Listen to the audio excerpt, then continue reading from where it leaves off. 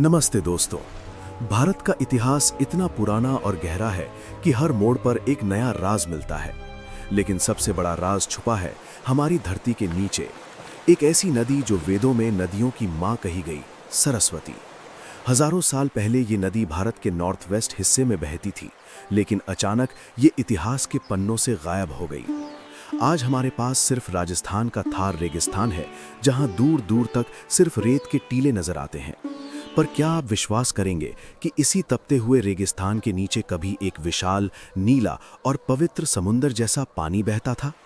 क्या सरस्वती सिर्फ पुराणों की एक कल्पना है या हमारी सबसे महान हकीकत? आज हम इसी महान नदी की तलाश में सदियों पीछे जाएंगे और उन रास्तों को खोजेंगे जो वक्त की मिट्टी के नीचे हमेशा के लिए दफन हो चुके हैं।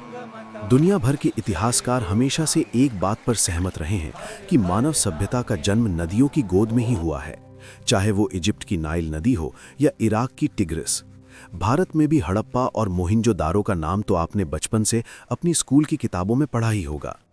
पहले हमें ये बताया गया था कि ये सभ्यता सिर्फ इंडस यानी सिंधु नदी के आसपास ही सिमटी हुई थी।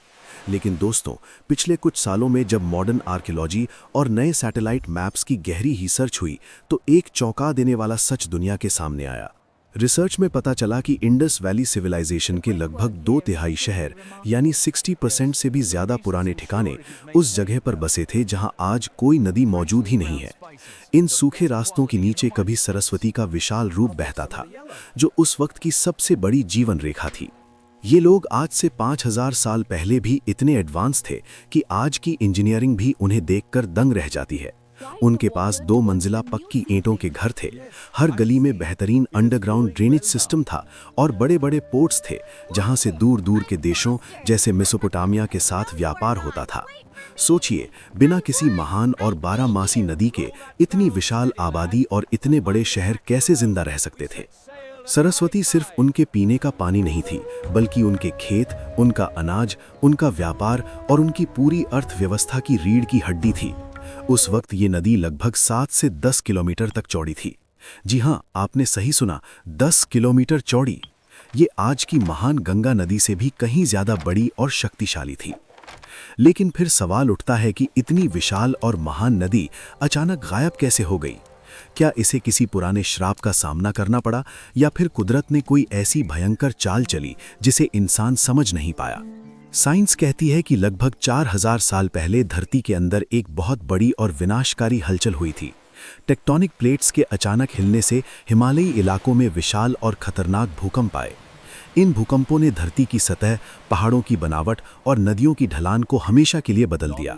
सरस्वती को पानी देने वाली 2 सबसे मुख्य सहायक नदियां थीं, यमुना और सतलुज। इन भूकंपों की वजह से धरती का झुकाव बदल गया और यमुना नदी ईस्ट की तरफ मुड़ गई, जो बाद में गंगा से जा मिली। दूसरी तरफ सतलुज नदी वेस्ट की तरफ मुड़कर सिंधु नदी में जा मिली। इस एक भौगोलिक घटना ने सरस्वती का दम घोंट दिया। जिस नदी को पहले 12 महीने पहाड़ों से ताज़ा और ठंडा पानी मिलता था, वो अब सिर्फ मानसून की बारिश पर निर्भर हो गई। बिना ग्लेशियर के पानी के नदी का बहाव धीरे धीरे कम होने लगा। सूरज की तीखी गर्मी ने बचे कुचे पानी को सोखना शुरू किया। नदी की धारा टूट टूट कर छोटे तालाबों में बदल गई और